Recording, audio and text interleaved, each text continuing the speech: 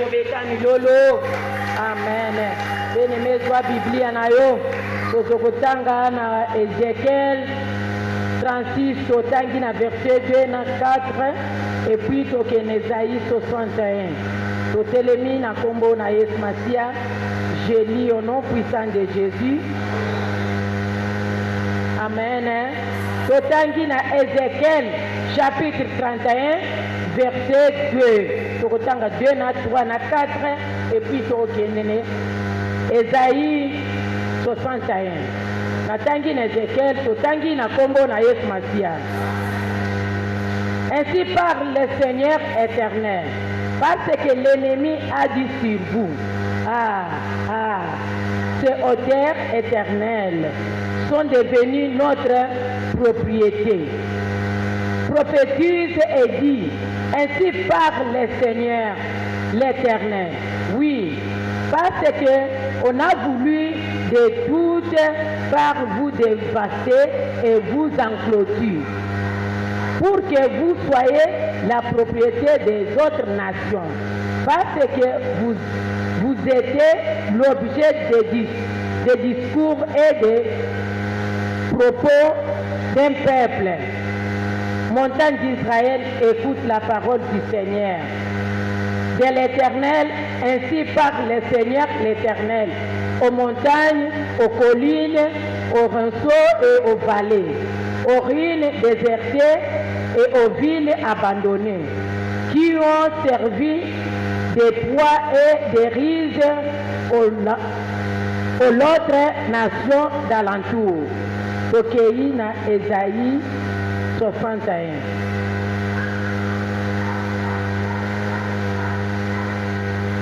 Esaïe 61, je lis au nom puissant de Jésus. L'Esprit du Seigneur l'Éternel est sur moi, car l'Éternel m'a oint pour porter des bonnes nouvelles aux malheureux. Il m'a envoyé pour guérir ceux qui ont les guerres brisées, pour proclamer aux captifs la liberté, aux prisonniers la délivrance, pour publier une année de grâce de l'Éternel et un jour de vengeance de notre Dieu, pour consoler tous les affligés, pour accorder une affligée de Sion, pour leur donner un diadème au lieu de la cendre, une huile de joie au lieu du deuil, un vêtement de louange au lieu d'un esprit abattu, afin qu'on l'appelle les térbites de la justice, une plantation de l'Éternel pour servir à sa gloire. Ils les rebâtiront sur l'ancienne ruine, ils les reverront d'antiques décombres, ils renouvelleront des villes ravagées, dévastées depuis longtemps. Des étrangers seront là et feront paître vos troupeaux. Des fils de l'étranger seront vos laboureurs et vos vignerons. Mais vous, on vous appellera sacrificateurs de l'Éternel, on vous nommera serviteurs de notre Dieu, vous mangerez les richesses des nations et vous vous glorifierez de leur gloire. Au lieu de votre opprobre, vous aurez une portion double. Au lieu de l'ignominie, ils seront joyeux de leur part. Ils posséderont ainsi les doubles dans leur pays et leur joie sera éternelle. Parole du Seigneur. Betelana nzambe wana maboko. Nzambe wana azosala yo makambo ya sika. Betela nzambe wana maboko paske nzambe wana aza malamu. Haleluya. Haleluya. Ya atindi mosakoli kende kosakola bango pesa bango prophétie ya sika. Ndenge bapesi yo lelo okozala restaurer, okozala rétablissement, okozala renouveler oh nzambe wana ko restaurer bomoi na yo. Oui bien-aimé, ya solo na yebike otekamaki na banation mususu bakitisaki yo bakwesaki yo ozalaki na makasi ya kotombola mutu te parce ozalaki mutu oyo ozalaki na kati no propre ozalaki kotambola na kati ya soni. Bien-aimé, mutu akonsidere oyo azalaki te. Oh Dieu est bon. Ye alobi na biso aye kopesa biso prophétie ya sika. Alobi na biso l'ainsi dit l'Éternel. Nzambe wana ye mpo na yo aye mpo na ngai mpo na ne ya sika. Bien-aimé, nayebi ke lelo tozali na la montagne de l'Éternel, il sera pourvu. Montagne ya ne ya 2026 ya sika obiso bandi. Oui bien-aimé, tika nzambe wana zwa lokumu.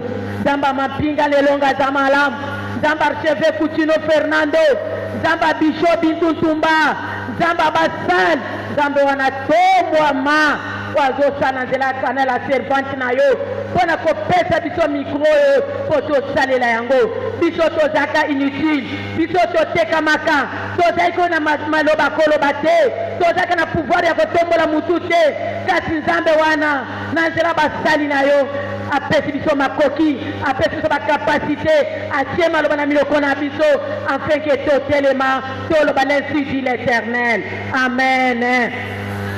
Amen. Bien-aimé, nzambe wana alobi eza nzambe ya restauration, eza nzambe ya restauration, akorestaure yo, apesi prophétie wana mpona komona ke libota oyo ezalaki na kati humiliation, libota oyo ezalaki na kati ya condamnation, mpona komona ke libota oyo ezalaki non connu nulle part, mutu akotanga bango azalaki te. Israel etekamaki. Nzambe na bunzambe na ye ndenge ayebi yo lelo na pokwa lelo na nzela ya mosali na ye mama Bishop Bintu Ntumba. Bien-aimé, atie nzambe na ye atie maloba kati na biso afin ke toproclame bonne nouvelle, topesa sango malamu oyo na bakaptif aza nani? Mutu mokangami, mutu bateka, mutu aza na droit te na société, mutu ayebi aza na droit ko se défendre te, epuis mpe mutu akodéfendre ye mpe aza te. Amen. Alobi na ye mpo na libere baprisonnier. Bien-aimé, prisonnier aza nani? Mokangami, mususu akangami. Bien-aimé, likambo akangele mpe eza te, bakote na boloko mutu akosambela ye aza te, aza mpe na mbongo ya kozwa avocat te. Oui, heureusement Jésus, parce que nous avons un Dieu puissant. Ye aza avocat par excellence, akotaka makambo na biso ata ye ayebi yango te. Alléluia. Nzambo ya restauration alobi aye mpo alibere biso, alibere biso na baopropre soni o balakisa biso ya mabota ya bakondanation bafamille towuta. Israel azaki humilie, Israel azaki na liloba te. C'est pourquoi nzambe amoni kolela na yo, amoni kolela libota bana nzambe, atindi maloba na ye na monoko ya basali na ye ke pesa bango prophétie oyo nzambe akorestaurer yo. Soki nalobi prophétie ezali, prophétie ezali maloba oyo kowuta na nzambe à travers eleki na nzela basali na ye afin ke maloba wana baya yango epai na yo, yo ntango okondi maloba wana osaleli yango otosi maloba wana ekokisamaka te esali nini? Ekokisami. Amen.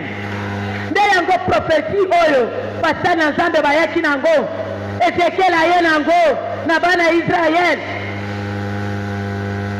Esaïe aye nango alobi ete okozali jusqu'à na propre te, okozali jusqu'à na kokangama te. Ngai nzambe na ye mpo nakangola yo, mpo nalongisa yo na place olataki elamba matanga. O bien-aimé, siki elamba matanga wana elongwa, nzambe alati elamba ene esengo, nzambe alati elamba ene esengo. Omona mpe Ngo, oseka na neo ya restauration. Bien-aimé, poseka, osepela, osimba restauration oyo. Nzambe, aza Nzambe ya ba principe. Amen. Omoni na Israël, tango Ezekiel ayaw, babi batekaki bango. Bazaki na droite ya koloba. Bazaki par rapport ya etambole na bango. Kobuka alliance na Nzambe. Amen. Bien-aimé, biloko nyonso Nzambe atieli biso yango. Alobi, je place une table devant tes adversaires. Table wani, ya lipamboli, ya kolonga, ya komata, ya kolia kotonda, ya kobala pe ya kobalisa. Mais, nini esalaka ke biso bana Nzambe, prophétie oyo edevie biso. Tangu yo olongwe na prophétie ya Nzambe, okomi na désobéissance. Amen. eloko wana nde esalaka ke ate basali na Nzambe toleki awo tosali badefile kama soki oza na désobéissance ya koyoka liloba na Nzambe te, ya kometre yango en pratique te, ya kosalela yango te, moyen prophétie ya Nzambe ekokisama eza te. Amen. Eske mutu okobetela Nzambe maboko azawa?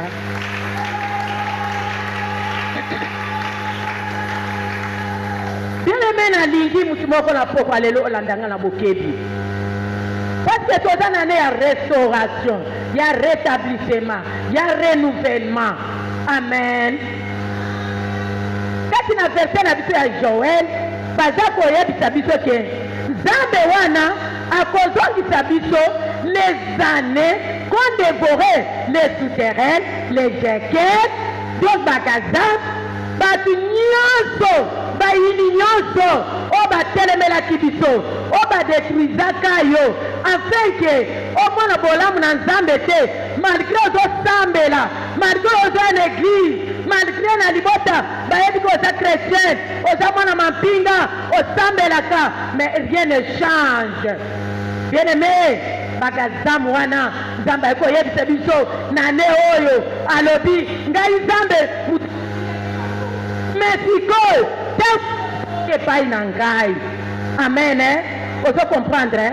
Tangu yo o comprendre ke na derutaki na longwaki na voix ya Nzambe na tambolaki na bavoix na nga moko, Nzambe wana asepeli ke na wana tambolaki, Nzambe wana atindaki bagazel, atindaki bajegel, atindaki batu nyonso kodetruire o baya kodetruire mabele na yo. Kasi Nzambe wana na mawa na ye, na grâce na ye, na ngolu na ye, na bolingo na ye, likolo na ye, parce que na bolingo na ye, likolo na ye, atinda mwana ye, ya lobi eke Dieu a tant aimé le monde, il a donné son fils afin que quiconque croit en lui ne périsse point, que la vie et la vie en abondance. Amen. Tangu yo nzimeli o comprendre ke nzela na kei eza malamu te, nazongele pamukeli na ngai. Nzambe wana alobi nazo restaurer yo. Amen. Alobi azo restaurer yo ane oyo, Nzambe azo restaurer yo. Bien-aimé, nzala attentif. Alobi aya ko bible une année de grâce comme cette année, année 2026. Alobi année à restauration, année à rétablissement. Nzambe wana yeli yo prophétie na yo ekoya te, tambola na kati na prophétie oyo, simba yango, travaille prophétie na yo, eloko elongola yo te na kati ya prophétie ya Nzambe. Amen. nayebi ke mosala Nzambe elobi ayebisi biso, alobi kotambola yo moko te, tambola na Nzambe, parce que po longa, po simba, po témoigner. Bien-aimé, biloba na Nzambe oyo Nzambe alobi, l'ainsi dit l'Éternel, l'Éternel a dit. Amen. Po osimba biloko oyo, il faut koyeba kotambola na kati ya ba principe ya Nzambe. Ba principe ya Nzambe ndenge ni maman ancienne, ba principe ya Nzambe bien-aimé, cela veut dire écoute na yo, oza na écoute attentive ya koyoka maloba na Nzambe, ya komettre maloba na Nzambe en pratique, ya kozala discipliné tala nde tozalaki pendant 30 jours ti 31 jours tokei tobandi tokomi 12 jours ya ane ya kosele ane olobi nga na kotikala te nazokoba ozoprépare ane na yo mais bien aimé bato mosusu bazotala yango lokola énergie ezoleka mais ane eza polele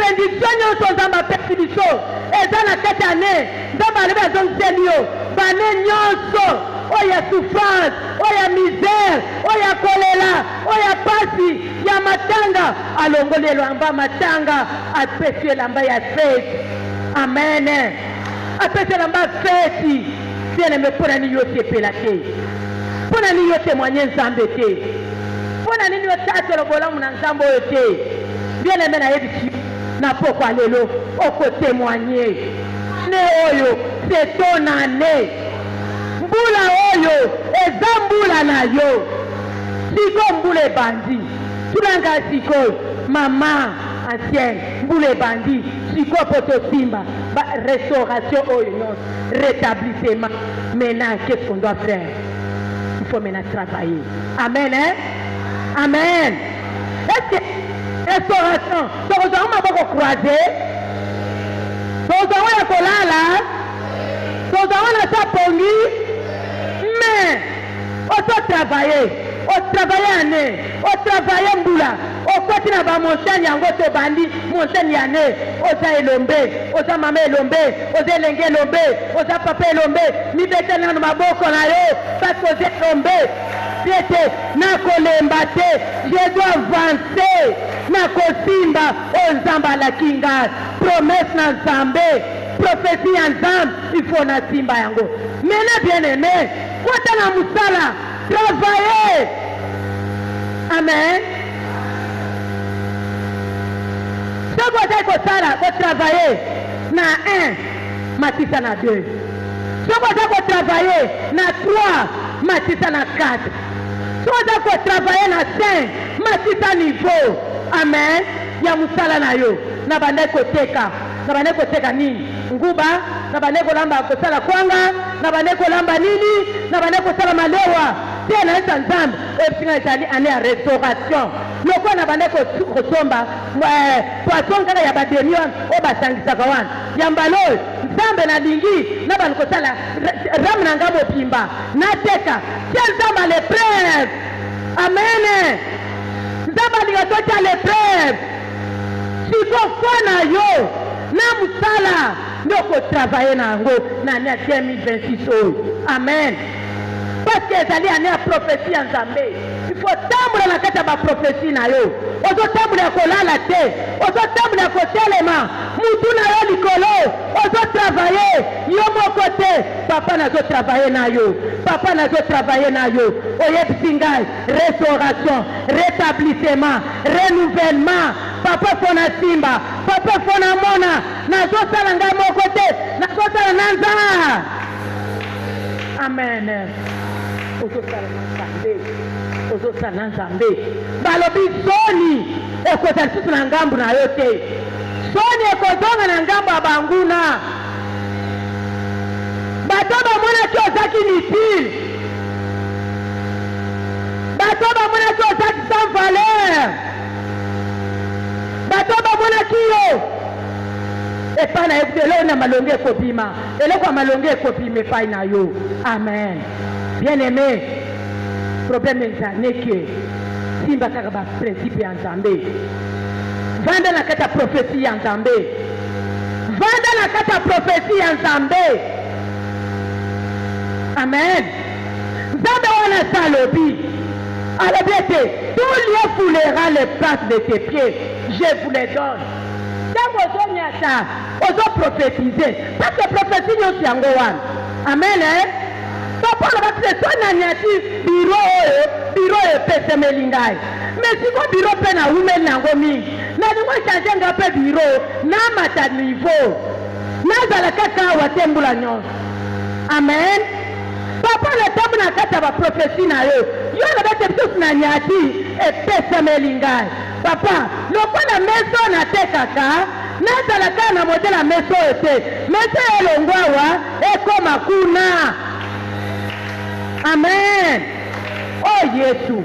Papa, yo lobi na ngai ete bisika nyonso na nyati epesemeli ngai. Seke ana 2026 oyo promesse na Nzambe, promesse na yo nyonso efo ekokisama na vi na ngai. Oyo nyonso naluka kala nazwa te. Mbula efo esala nini? Na kombo ya nani? Amen.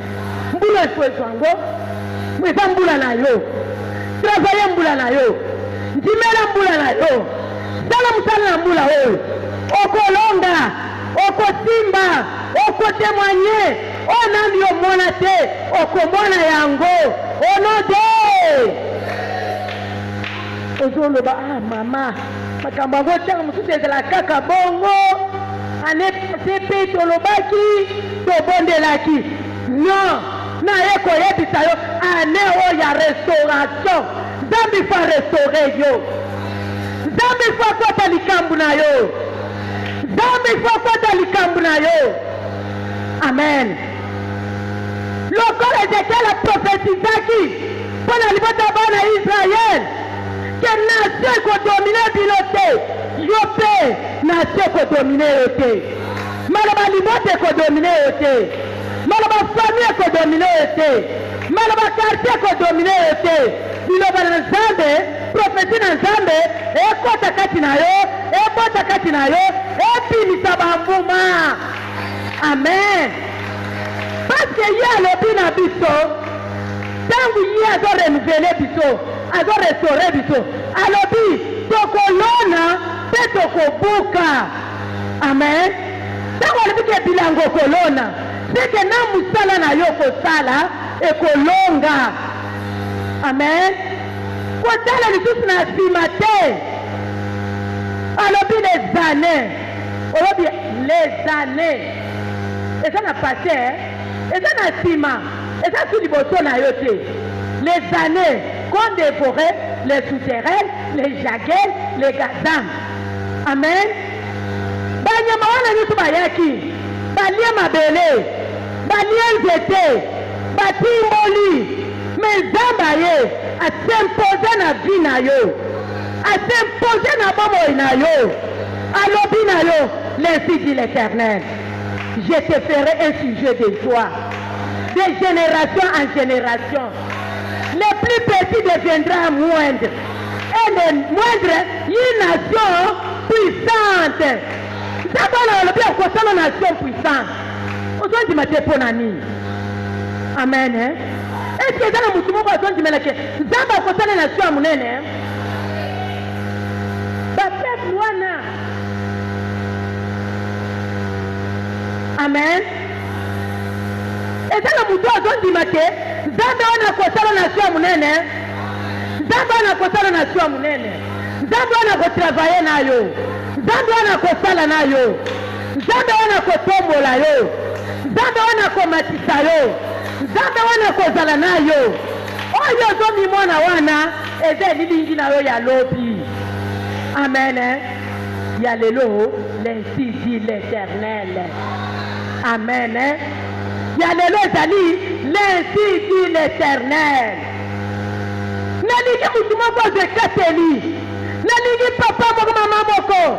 Par rapport à ndenge azokoka maloba na Nzambe oyo. Alobi ngai tellement namona pasi mingi na souffrir mais na misongi kati na ngai. Nalingi na travailler na Nzambe. Ozo ekateli ya kotambola na Nzambe. Bien aimé Nzambe akosaka te. Aza sima maloba na ye. Aza mwana mutu te po aloba likambo lelo achange yango. Amen. Tuna rythme wa biti na Naomi. Naomi ayebisi ye. Tangu Rita mituni akena bilanga ye kozonga. Balobi kende lala kana samba kolo ya Boaz. Abina kosala ngondeni. Naomi ayebisi ya lobi. Yo sala kaka. Nzambe na ngai akosimba motema na ye akozwa repote saki aresoudre nanu likambo na yo. Bien aimé, ezala bamakambo mosusu Nzambe ye moko par rapport à foi na yo, par rapport etinda na Nzambe kati na yo la décision na yo na nzambe okolalisa nzambe pongi te. Amen. Likambo na yo bien aimé okolalisa nzambe pongi te. Parce que le but, oui, nzambe na ndimi loba na yo. Oui, nzambe na yo ki maloba na nzambe. Oui, na tambolaki na kati humiliation. Famille na ngai. Potala likambo famille na yo te. Likambo libota na yo etali yo te. Libota wana soki balonga te etali yo te. Amen. Libota wana soki bandimela nzambe te etali yo te. Problème si quoi ça yo na nzambe. Yo face à face na maloba na nzambe. Nzambe aza na posa na yo parce que yo nde nzambe alinga salela. Parce que nde nzambe alinga mimonisa. Mutu aza mokangami oyo nzambe alinga libere eza yo. Mutu aza prisonnier oyo nzambe azo libere eza yo. C'est à toi maintenant ya kozwa ekateli ya kolinga nzambe oyo ya kotravaye na nzambe olobi ane na nga oyo ya mbala oyo nga fo na simba ya mbala oyo ifo na simba ya mbala oyo soki na témoigna te bato bazotémoigne wana batémoignaka na place na nga te bato bazotatola nzambe bazotatola na place na nga te nga mpe fo namona nzambe oyo ya solo nzambe oyo azali asalaka akosala bomoi na yo kandi ozali mwana moke wana nzambe akosalela yo okomitala olobi oyo eza ngai eza yo. Amen. Eza yo bien aimé parce que prophétie na nzambe efini kotambola kati na yango. Prophétie ekoleka bongo te ifo ekokisama na vi na yo, ifo ekokisama na bomoi na yo. Amen. Albi atindaki liloba ekangolaki liloba ebikisaki liloba epesaki bomoi tika liloba ya nzambe epesa bomoi na kati ya bomoi yo. Amen. Tika liloba na nzambe ebota mikuwa misuni na mikuwa eza seje bakaze ya bajelek yango. Amen. Alobi baroi wana nzambe akobotola biloko na bango akopesa na yo mpe akopesa yo yango moko te akopesa yango au centuple double na yango. Bien aimé oyebi lipambo oyo ozozwa ya mbala oyo oyebi makambo nzambe azosala ya mbala oyo. Bien aimé eza ya mbala moko te ozozwa le double na yango. Miso na yo komona munoko na yo kotatola epi bazingazinga na yo bato nyonso zingazinga na yo bakotémoigne nzambe na yo. Amen. Bakotémoigne nzambe na yo. Eske eza na motu moko azondimela nguya na nzambe? Nzambe ya mampinga nelonga asalaka. Nzambe archeve Kutino Fernando. Nzambe ya mampinga nelonga. Nzambe basali. Nzambe mama Bishop Ntuntumba tikali nzambe. Nzambe oyo azosala. Amen. Oyo akomisaka l'impossible comme possible. Oyo asalaka esika nzela tete apesi nzela. Obile otozwaka epai na nzambe te mpo na nini? Moto ozomona tout est noir. Ozotamela kati obscurité. Ozomonike molili kaka. Me nzambe alingi kaka na molili wana apesaka nzela te asali nini? Otémoignaka te osali nini? Kasi eza vi na yo, eza bomoi na yo, eza yo moto ovandi awa, yo moto olobi enganya ne lâche jamais. Ate ezowumela na tika na telemi, ate ezowumela na kotika te na nzambe mampinga na elonga oyo balobi ane ya restauration. Ate ezowumela ngai nayebi ke suka ntongo ekota. Amen. Suka tongo ekota na bomoi na yo bien aimé. Ya mutu esimba ba principe ya nzambe, ya mutu etambola na nzambe, ya mutu ya kotika nzoto emema yo te. Bien aimé, ya des fois nzoto elongolaka biso na présence ya nzambe. Ntango mosusu okomi pembeni ya kokoma omoni sokoye bisi olobi olembi pe na ajoy eloko nini yango okozwa ata bango balobi nani anabotaki azelaki epai na nzambe Sara wana ezalaki epoka Sara eske eza epoke na biso mama bapaster mpe bati kopesa bato bafoi moko eza makambo eza koexiste te biloko wana mama agese eleki mikolo okutu minopose ekomi nango avant mama yebisa bango yo moto olobi eza nzambe moto alobi te amen omoni moto aza na foi devant basituation okozala jite te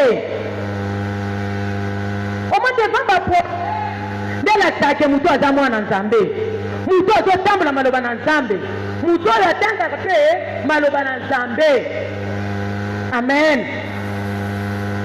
moto atangaka maloba na nzambe même devant problème akozonga kaka na makomi olobi papa yo olobi na ngabo même devant problème même likambo ekoya nango me ekomela ngai te situation ekoya nango me ekokweyisa ngai te mpo nasimbami na loboko ya oyo ya nguya mpo nazotambola na loboko na oyo ya nguya amen pasi ozotambola na oyo ya nguya nyonso balobi nzambe na biso mpo apambola yo atalaka saison te atalaka esa adamu na yo te atalaka oyo ozali te atalaka mpe famille oyo owuti te atalaka mpe niveau d'étude na yo te amen mpe na meso mpo na baniveau d'étude mbele bajipe etonda na balabala oyo te amen il fait grâce à qui il veut ngolu na ye grâce na ye lokola balobi na biso eza na nde na biso ya restauration ya rétablissement ya renouvellement olobi nzambe papa nalingi na orenuvele ngai na place ngai nakweyaki nalingi orenuvele ngai ka place nakweyelaki oyo nde place nakotelemela ka place basekaki ngai oyo nde place bakobetela ngai maboko nakende esika mosusu te nakozala kaka awa nzambe apangisaka binsoli nzambe apangisaka binsoli yango wana alobi aye mpona korestore mitema oyo baker brise mitema oyo elela mingi olela mpe mingi kuku na yo na nzambe eloba mama kuku na yo na nzambe nzambe kaka moto ayebi biso tokoka komona kaka ozopakoli mafuta otie lipapa otie kitambala na mutu me kuku na nzambe nzambe moto ayebi situation na yo ntango ozolela wana nzambe azotala yo alobi baker brise wana yango nde aye po arestore yango mitemo ezolela mitemo ezanga lisungi liboso mpe nsima na yo aza nzambe oyanguya nyonso amen bien aimé aza nzambe oyanguya nyonso oyo atika baoyo aye te alobi soki ondimeli maloba na ye nzambe akopambola yo apambola mpe na génération future na yo ezala biloko nyonso bayibaki nzambe akorestore yango akozongisela yo yango mpe okorekipere yango ocentuple mpe odouble na yango amen akopesa na double na yango okotémoigne grandeur ya nzambe bafinga yo baseka yo batyola yo garantie ese esila osolala na église amen bien aimé osolala na église garantie ese esila yo bien aimé mobali asakenda sondola yo 10 ans 57 ans bien aimé osomona bana bake na classe babengani bana bozongi na ndako baye bakati courant avi découpire ye bakati mai aza nzambe ya restauration ntango oleli ntango ya biloko nyonso wana baker brise nde yango wana olobi eloko bana mpe kolia na eza te oke mpe pa bandeko yango ososengi mingi masinga eleki mingi kotyola mpe kokisama eleki mingi kasi nzambe aye na poko alelo alobi azorestore yo na biloko wana nyonso azokota likambo na yo azoremplace les années place nazolinga ntango mama alobi zonga na nsima ezaka vendredi 7e mois ou 8e mois otokotaki sasa tozokota bane na biso albizonga tina ba 16e na 2016-2017 tina nga siko nga nazonga wapi nazonga tina 2090 amen nazonga tina 2090 mama nayebisi nzambe 1990 yango wa 1990 mama nazongi bande sokotanga mama koto sikoyo azopupula na bisakoli yo siko tozongaki nanu na 1990 oyo 1999 1900 2001 2010 2011 2012 ozokota napendaka nyonso nasa nini namemaka ona 2026 nasa nini fomema yango ano eza no exceptionnel eza no ekosakana na yango te bien aimé parce que eza no renouvellement amen basikanela yo mpe mingi mama bavandela yo mpe mingi baseka yo mingi batioli yo mpe mingi ozi bobandela wapi osukela wapi abi alongwa kuna ye kutu na liputa kolata kutu eza te soki bapesi yo liputa mokolo kende kotala bango latipisa mama na bango balobi c'est le pain de mama amen bien aimé fokolinga nzambe oyo fokolinga nzambe yekeshandama na jeke nde kabelo liputa na ye apesi na libaka mpo na bolingo mwana mama na ngai mais olati parce que ntango okende kotala bango oke kotala bango semaine oyo olekisa mwa 2 jours 3 jours ata mwa une semaine po okende mpe mikolo nyonso bana nzambe ezopekisa yango so ozokende mpe mikolo nyonso ekosali bakosala yo nini bakoba ye yo ozorespecte mpe maloba na nzambe parce oyebi kotanga yango ekomama mpe ebongo parce ozolia na mokolo otia mbeli na gorge na yo kolia na lokoso te makambo nyonso mpe eza bongo amen mokolo kolingi okende yo wana osokoli mpo na yo ebike ezala mbano ya sika oyebisi bana barepasele yo moliputa yakuta epa maleki na bino na meki ekokinga bien malgré ezokita kote oyo parceke eza tai na yo te ye aza mwasi ya mbongo aza na tai etonda aza na mafuta na nzoto yo oza lolo eloko te ntango bapesi elamba wana ata eza super ekodembela yo olinga olinga te ekokita kingo mpo eza etongomi na tai na yo te amen mais ntango yo ozwi yango parceke oza na eloko mosusu te yo wana olati opakoli mwa poudre na yo so mpe eza te okei bana kaka ntango bazoyamba epande mama filo epande mama amen bolungwa kuna oyo bana wana baza bana kolo pani apesaki yo okobeta bango ogangela bango kasi we bakopesa yo te kasi ye moko akoloba boni boko kulamba likolo elamba na bana bazwi verité ndelikambo kobendelanga mwana litoyo ndelikambo kobetelanga mwana ata yo moko bande aya olobi bana bazwi kaka liputa mama na biso abeti mwana amen oza na droit te amen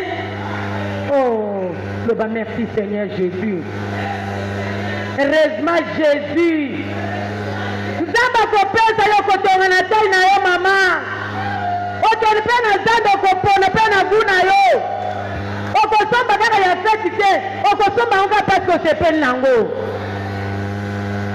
yesu nzambe aza malamu nzambe arestauration tika nzambe arestaure yo tika nzambe arestaure vi na yo tika nzambe akota likambo na yo parceke nayebi ke na moma ya o bajeke ntango bakotelaka biso ntango bakotelaka biso mpo lelo bakotela biso te amen ntango bakotela bajekele bakotelaka biso baliaka nyonso donc yo na valise na yo ezaka babilamba bauniforme mpe bauniforme wana eza yo osombi te eza baninga basombi bapesi mpe batongeli yo loba eza ngai lisusu te onode nalingi papa bandeko bapesa bataille kaka na bachemise bapantalon moi mpe apesa pantalon eza te parce que ntango eza moke ye aza na libumu ata pantalon olingi yango moi osenga yango eza te parce olatela yango wapi amen moi olata yango eza te papa ne koyebisa mbala oyo okosomba ya yo moko okepe oponi bapantalon osombi na taille na yo osombi chemise na yo olobi xl xl te koma mokie bataille wana bataille ntango nazalaka amen nzambe ntango arenouvelaka vi ya motu apesaka na mokuta na nzoto akopesa na sante akopakola na elongi na yo elongi na yo kozonga ya mwana moke ati ozala bambula ozotanga yango natangi bambula babona na ebele omoni motu ozoyebisa babona mama ozokota nakosi nini mama parce que namela mwa miliki na ngai naliaka bien yango elongi ezongala ngai amen amen bien aimé nzambe akongalisa yo nzambe akorenouvele yo alobi mon peuple ne sera jamais dans la confusion boyaka eloko wana confusion na vie na yo plus jamais maman confusion kota na vie na yo te na mosala confusion kota te na bana confusion kota te na nda confusion kota te na kote confusion kota te oyo natindaki marchandise ebungi te ya yo ebunga te ya bato oyo ekobunga ya yo ekokoma amen parce que eza ane na yo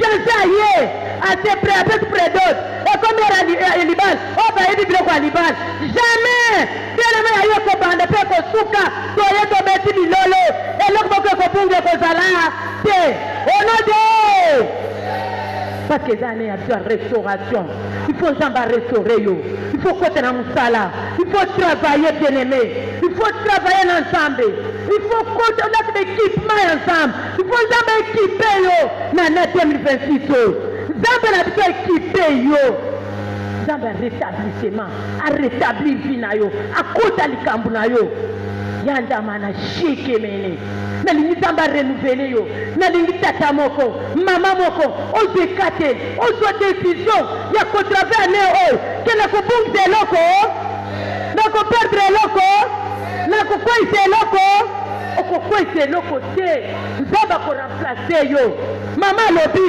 akoremplace biso aremplace na bato amen ntango obalisi ozwi babokilo apesi yo bato apesi yo bato te ntango bana bakeye baboti bana ozwi bakoko nzambe apesi bato apesi yo bato te betela nanu nzambe maboko kasi omoni profesi yango wana te ozoke koluka profesi parti par là napesi profesi yango wana otali nsima na yo ozali kaka boye yo wana ozwi bokilo aye ozwi mama bokilo aye namona bama bokilo koyingaka mwasi ya mwana te parce que eza profesi ya nzambe eza lipamboli na yo te linga mwasi ya mwana na yo nzambe abakiseli yo mutu na libota yo mwasi ya mwana linga mama bokilo na yo nzambe abakiseli yo mutu yo mwana mobali linga fanya mwasi na yo mpo nzambe abakiseli yo batu amen oh nzambe aza malamu nzambe na biso nzambe ya multiplication oyo amultipliaka bato nalingi otelema oyebisa nzambe papa ana restauration nalingi orestaure ngai na domaine nyonso ya vi na ngai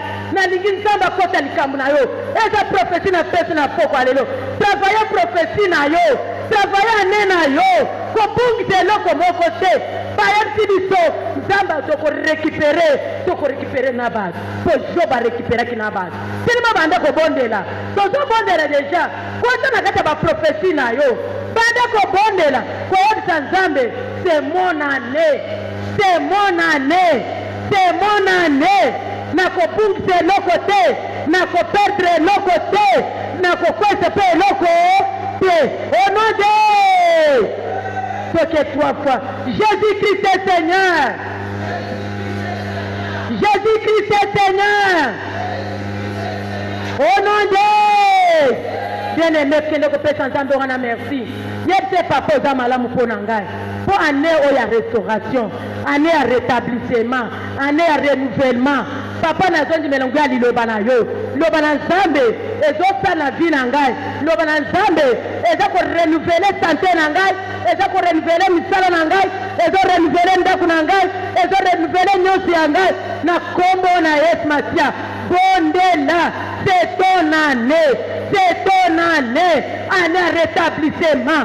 Okobungise lokote, okokwese lokote, ya yomoko ekobunga te, au nom de Jésus. Ya lobina biso, mon peuple ne sera jamais dans la confusion. Okoko na confusion mokote, bakoya nzela moko, bakopanza na nzela sambo, au nom de Jésus. Kende kopanza bango, bana makita na bango, bazala confondi, bana bitumba na bango, bazala confondi, ezala ya butu, ezala ya moi, ezala ya butata, ezala ya bumama. Prophétie na nzambe etelemi mpona yo, prophétie na nzambe etelemi mpona yo. Buto kolongola ngo akozala te na kombo na Yesu Masia, na kombo na Yesu Masia. Yekelele chanda mana chende, yakama na chanda mana cheke, eja baba baba baba baba, yekelele chanda mana cheke. Au nom de Jésus, au nom de Jésus. Nzambe alola kota likambo na yo, nzambe alola kota likambo na yo, nzambe alola kota likambo na yo na pokwa lelo. Oh Jésus, oh Jésus, eja baba baba baba baba baba, yekelele chende, tere mekende ko pengela ba sheken nyos, ba souterrain nyos, ba kota na mabele na yote, ba kota na ilanga na yote, ba kota na ndefu na yote, na nzera na yote, kende ko kwesa ba sheken, kende ko kwesa bango. Na kombo na Yesu Masia, na kombo na Yesu Masia. Oh Jésus, moyibi moko te akokota na libota na yo, moyibi moko te akoyibela yo na kombo na Yesu Masia. Au nom de Jésus, yakama na chendeme, oh ya baba baba baba baba.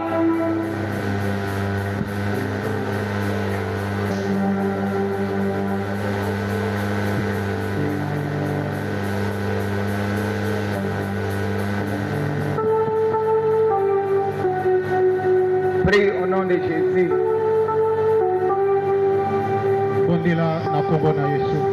Que personne ne vole ce qui est à toi. Ce n'est pas le moment des voleurs. Oui, c'est plus le moment des voleurs. Ils ont volé hier. Mais aujourd'hui, ils ne peuvent plus voler. Ils viennent nord, sud, est, ouest. Montre-le le sang. Cette fois le sang de Jésus. Le sang de Jésus-Christ. 2. Le sang de Jésus-Christ. 3. Le sang de Jésus-Christ. 4. Le sang de Jésus-Christ. 5. Le sang de Jésus-Christ. 6. Le sang de Jésus-Christ. 7. Le sang de Jésus-Christ. Montre le sang nord, sud, est. Dalisa makila na biteni mine ya mokili. Ouest. Dalisa makila na Yesu Kristo. 80. Na biteni na bitpepe na biteni mine ya mokili. Qui voit le sang de Jésus. Mama na makila na Yesu Kristo. Qui est un racheté de Jésus. Nani oyo atiaki tembe. Qui est un racheté. Yo ozali moto asombama na Yesu. Losikolami ya Yesu Masia. Amen. Rien ne pourra arracher. Eloko moto oyeba na kobotola oyo ya yo. Le Rédempteur est debout. Mosikoli na ya aza ya kotelema. Il t'a déjà racheté. Asomba yo. Ce qui est à toi est à toi. Oyo eza ya yo eza ya yo. Il veut te remettre à l'état neuf. Alinga zongisa na lolenge ya sika. À l'état initial. Lolenge oyo ozalaka na yango. Lui, il était venu détruire. Monguna yaki mpona kobebisa. Il était venu mettre le désordre. Okotia mobulu na bomoi na yo. Il était venu piller, dévaster. Aye koyibela aye kobebisa nyonso. Mais l'Éternel s'est mis debout. Kasi Yahweh atelemi. Il est debout atelemi pour te remettre à l'état. à l'état initial.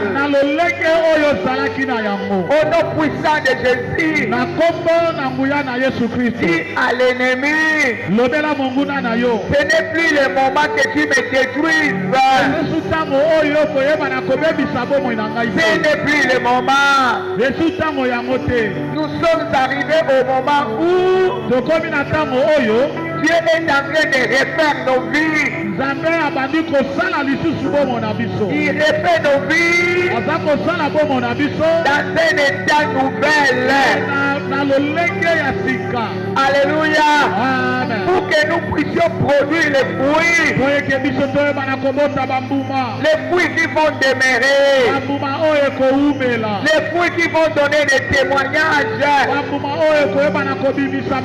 Les fruits qui vont donner les envies chez les autres. Voilà pourquoi nous sommes là. Voici le sang de Jésus. Je mets les troubles dans votre cœur. Vous n'allez pas toucher ce qui est à moi. Ce qui est à moi est à moi. Je détruis vos projets.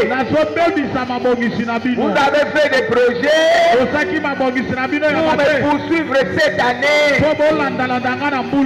J'anéantis au nom puissant de Jésus. Vous n'allez pas me changer d'avis. Je suis comme Job. Je parle comme Job. Je sais que mon Rédempteur est vivant. Au temps où nous sommes, c'est le moment que le Rédempteur est debout. Il n'est pas endormi. Il a dit, je vais remplacer les années comme dévorer la sauterelle. Les Gazam, l'asile, ils ne toucheront pas ce qui est à moi. Ce qui est à moi est à moi. Ce qui est à moi est gardé dans le sang. Place le sang de Jésus. Ils viendront par un seul chemin. Ils rentreront par sept chemins. Bien-aimé, au nom de Jésus, vous qui n'abandonnez jamais, vous qui cherchez toujours à me toucher, cette année vous n'aurez rien. On nous a demandé de travailler. Je travaille aussi dans la prière. En confessant ce que Dieu m'a dit. Il ne m'a pas dit destruction. Il n'a pas dit destruction. Il m'a dit restauration. Moi je crois en ce qu'il m'a dit. Et je crois qu'il m'a gracié. Malgré ma désobéissance. Il a dit, j'ai épargné mon peuple. Je ne considère plus ce qui est ancien. Voici toute chose est devenue nouvelle. Dans des nouvelles choses, je relève la tête. Dans les nouvelles choses, je me marie. Je fais des projets qui réussissent. Dans des nouvelles choses, je travaille et je gagne le salaire. Dans de nouvelles choses, je suis protégé. Rien ne pourra toucher ce qui est à moi. Dans les nouvelles choses, Les sorciers sont par terre. Les féticheurs par terre.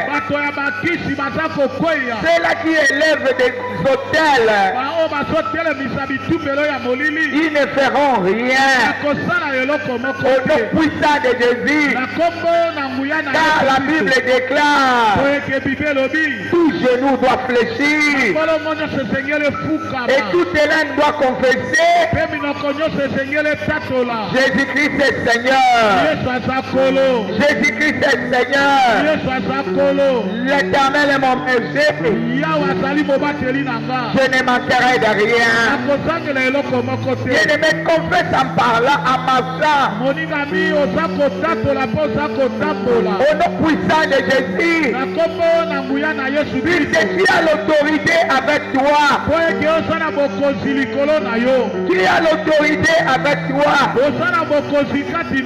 La Bible déclare, voici je vous ai donné l'autorité de marcher sur les serpents, sur le scorpion et sur toute la puissance de l'ennemi.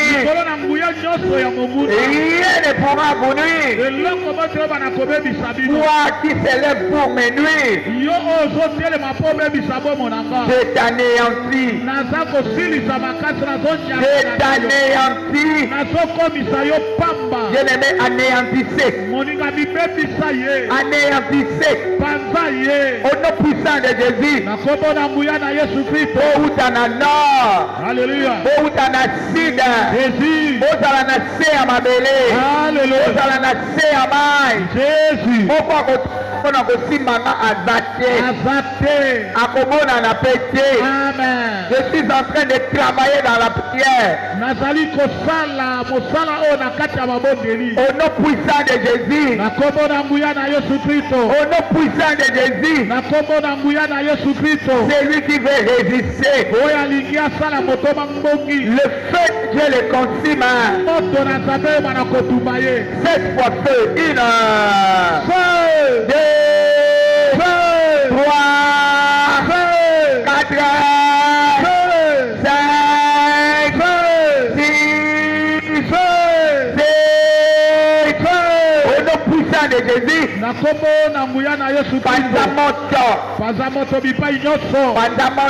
Panzamoto. Yomuto tindikaka yomuto yaka kozongisa na nsima. Je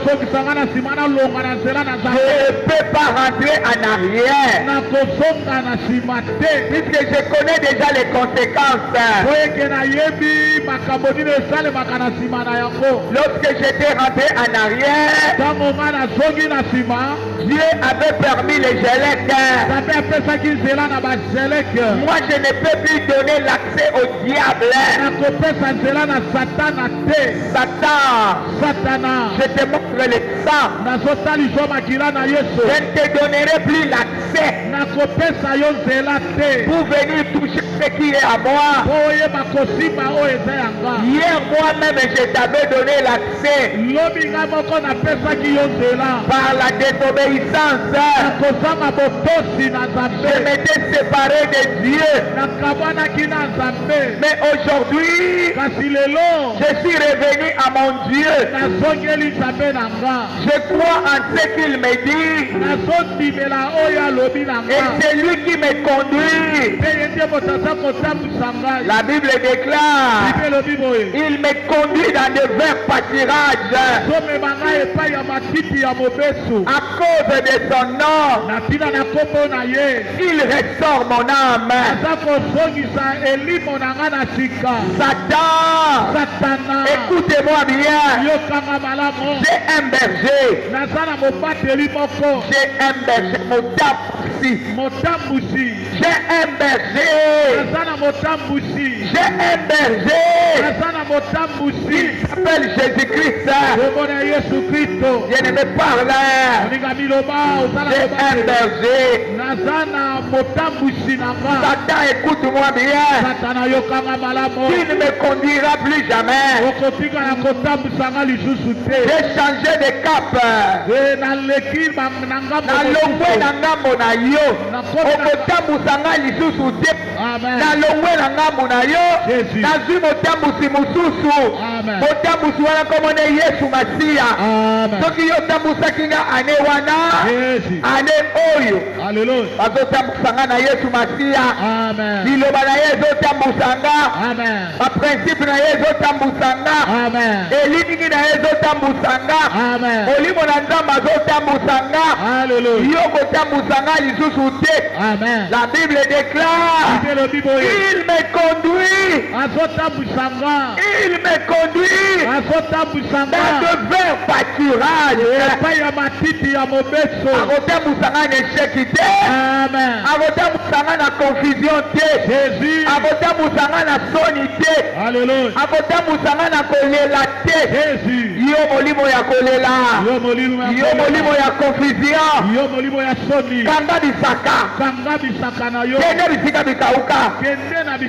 Au nom puissant de Jésus, je me donne les ordres. Yo vision. Kanga bisaka. Kende bisika bikauka. Il me conduit dans des verts pâturages. Et il restaure mon âme. Oui. Nalembaki na makambo ebele. Nalembaki na nzala. Nalembaki na bobola. Nalembaki na koswana. Na kotelengana. Na kozanga. Kozanga kobota kozanga libala. Kasi lelote. Je ne me parle. Lelote.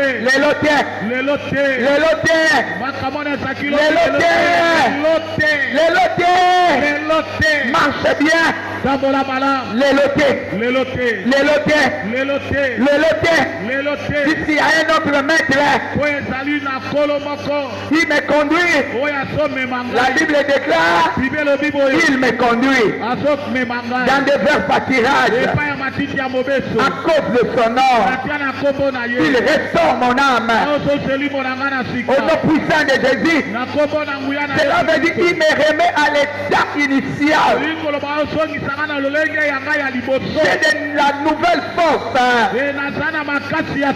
pour affronter l'ennemi. Hier tu m'avais renversé. J'étais moins faible. La Bible déclare qu'il y a peu de puissance. Hier j'avais peu de puissance. Mais aujourd'hui je suis renouvelé. Et je suis dans une nouvelle étape. Je suis revenu dans l'état initial.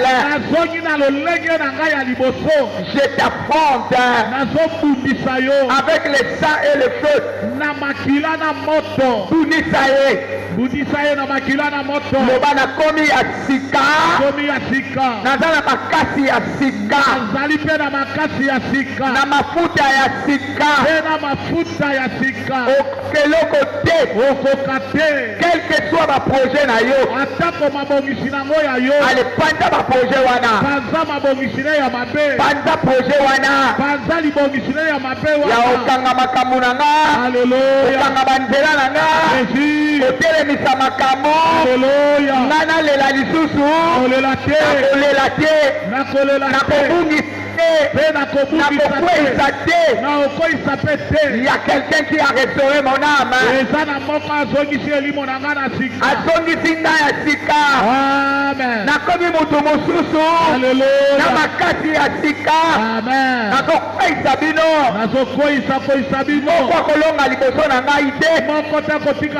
La Bible déclare Tant que je vivrai,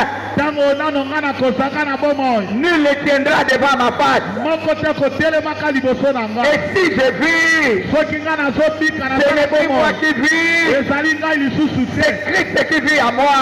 Et tant que je serai connecté avec Jésus, tant que Christ sera à moi, nul ne tiendra devant ma face. Allez, picolaye. Toutes ces plantes que mon père n'a pas plantées sera déraciné et jeté au feu. Allez, déracine même les projets.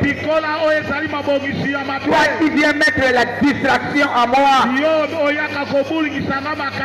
toi qui amènes des problèmes, toi qui veux que je regarde en arrière, tu ne toucheras ni moi, ni mon mari, ni mes enfants, ni ma famille. La Bible déclare, si je crois, comme j'écris à la prophétie de l'année, je serai sauvé moi et ma famille. Au nom puissant de Jésus, Satan a lobby ko ezaponanga. Amen. Satan a lobby ko ezaponanga. Hallelujah. Ezapona libota nanga. Ezapona ndaku nanga. Ezapona misala nanga. Ezapona mayele na mutu nanga. Nakokweisa eloko moko te.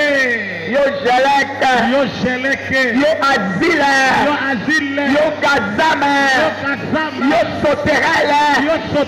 Ozana mzete to likasa okolia awate. Olia pe mosisa moko awate. Kanga bisaka na yo. Kende bisika bikauka. Ono puissant de Jésus. Bino balandi ya tembe.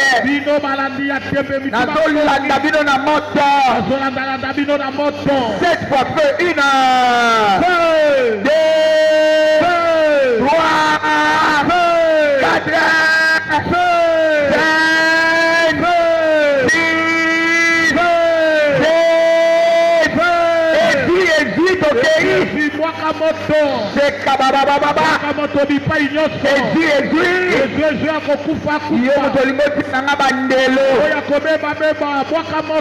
toi qui veux me mettre des limites, toi qui veux me paralyser, tu ne sauras rien, tu ne verras rien, et puis tu ne me conduiras jamais. Moi c'est l'Éternel qui me conduit. C'est l'Éternel qui me conduit. Personne ne me condamnera. Je suis dans l'année de grâce. Je suis dans l'année de grâce.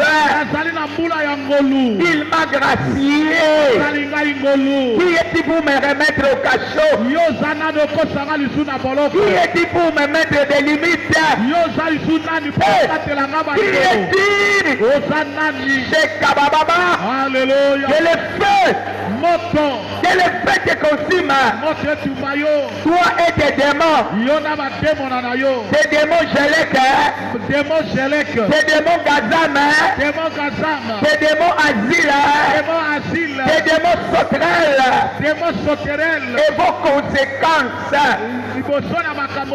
Namambano na bino kokota na nzoto na ngate. Amen. Yondobolo shaka makara. Alléluia. Yondobolo kondobolo shaka.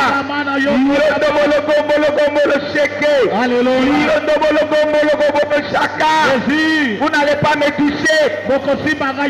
Yanda baba sheke. Je paralyse vos œuvres. Je détruis vos œuvres.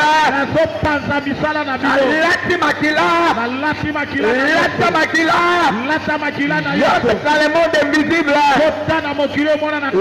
où vous faites des projets, c'est que Baba Alléluia. Là où vous faites des projets, j'anéantis ces projets. J'anéantis les complots. Soyez dispersés. Au nom puissant de Jésus. Là où vous faites des incantations, que ça soit dans des maisons occultes, dans des maisons occultes, Alléluia. Vous n'allez pas nous fatiguer. On nous a demandé de travailler. Je travaille dans la prière. Je travaille aussi dans mes mains. Au nom puissant de Jésus, l'échec dans votre cas. Remets l'échec dans leur cas. Remets la tétitesse dans leur cas. Vous m'aimez la kinga désobéissance. C'est que j'étais têtu. Je n'écoutais pas la parole de Dieu. Je ne m'alignais pas à la parole de Dieu. Maintenant je remets la tétitesse dans votre cas. Au nom puissant de Jésus, je ne me remettais la mort là-bas. L'échec là-bas, puisque les salaires du péché c'est la mort. Les salaires du péché. Les salaires. Ezali kufa. Alléluia. Tomba ya lisumu. Alléluia. Ezali kufa. Alléluia. Je remets la mort dans votre cœur. Les faiblesses. La déconnexion avec la parole de Dieu. Je remets dans votre cas. Eza biloko ewuti epai na bino. Ozotravaille na longwa nzambe. Nakota na distraction. Nakokota te. Okosimba ngai te. Okosukisa ngai te. Okobebisa ngai te. Ekababababa. Oza ya kobeba. Oza ya kotelengana. Lola na ngai eza ya kofungwama. Au nom de Jésus, nakobenga biloko ya malonga. Au nom de Jésus, au nom de Jésus, je réussis, je monte. Et au nom de Jésus, car celui qui me conduit ne dort jamais. Oya kambakanga, alalakate, animakate. Au nom de Jésus, mbongo eza yanga, kimi eza yanga, esengo eza yanga, omate eza yanga. Mabote eza yanga, kokende liboso eza yanga, maprojet ya minene eza yanga, nakomanipule mbongo, nakoleka ndelo, nakosomba babangu bandaku, eloko kotelemela nga eza te. Bageleki boza na se ya makolo na nga. Ale nyata bangonyata. Bino bato ya masenginya, boyaka bolongola nga na nzela ya Nzambe. Nyata nazonyata bino. Au nom de Jésus, la Bible déclare la postérité de la femme écrasera la tête du serpent. Écrase. La tête c'est le gouvernement.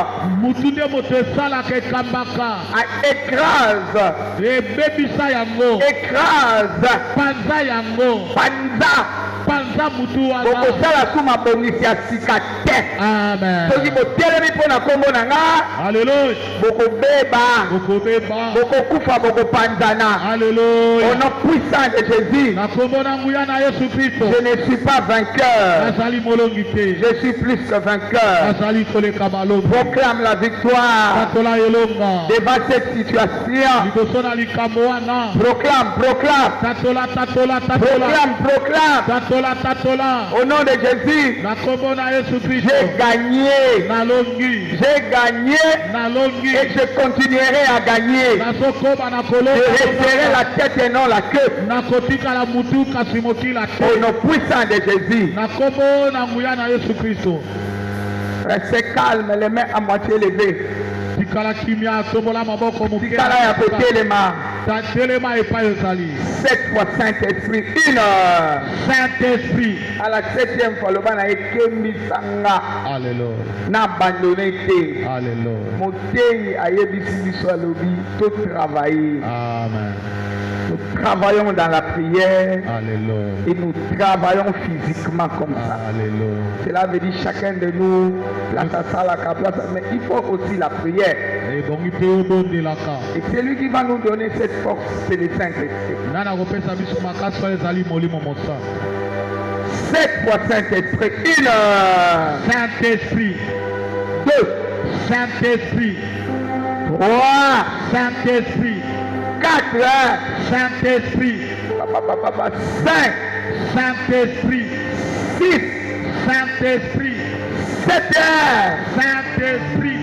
Fortifie-moi. Renouvelle-moi. Saint-Esprit. Bien-aimé, prie comme ça. Qu'il te renouvelle. Et qu'il te fortifie.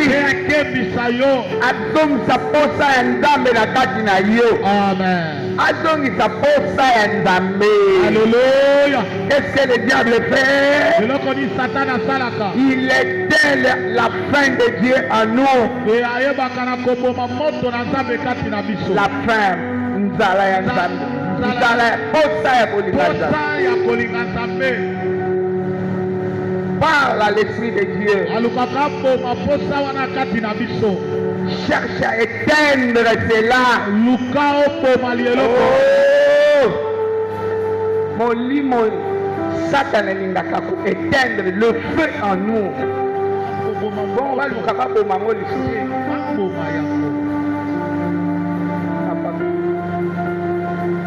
Satan azolinga eloko ya bonzambe kati na yo ekufa. Sikoyo yo boma ye loba na ye molimo na Nzambe lamusanga. Molimo na Nzambe lamusanga. Eloko ya bonzambe ekufa te. Amen. Demande que la chose de Dieu se renouvelle en toi.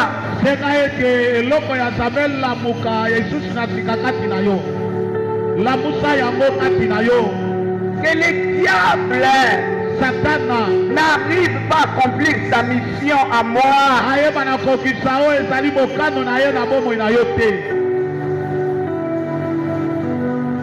Bonzambe ya Nzambe lamuka. Amen. Hey! Jésus. Rebosekaya. Alléluia. Rekabashaka. Jésus. Bonzambe ya Nzambe lamuka. Alléluia. Au nom puissant de Jésus. Jésus-Christ. Azoluka a éteindre moto kati na yo. Alléluia. Loba na ye ngayo yo. Tombola maboko loba ngayo yo. Lamusa. Matanga la dimension ya sika. Nakosala ndenge nini. Zoto ekoka kosala te. Nakosala na molimo ebima na nzoto. Nzoto eyalaka na bolemu. L'esprit vivifie. La chair est faible. La chair va me conduire au péché. La chair va me conduire à la déconnexion. La chair va me conduire à la distraction. Voici, je me laisse à toi. Saint-Esprit, renouvelle-toi à moi. Je veux un esprit nouvel à moi. Oh Saint-Esprit, Matali Sousou. Alléluia. Pela lisusu moto na yo pela lisusu zonga ya sika kati na nga tolonga. Alléluia. Alléluia. Satan alonga kati na biso te. Biso tolonga. Je ne me prie comme ça. Saint-Esprit, renouvelle-toi à moi.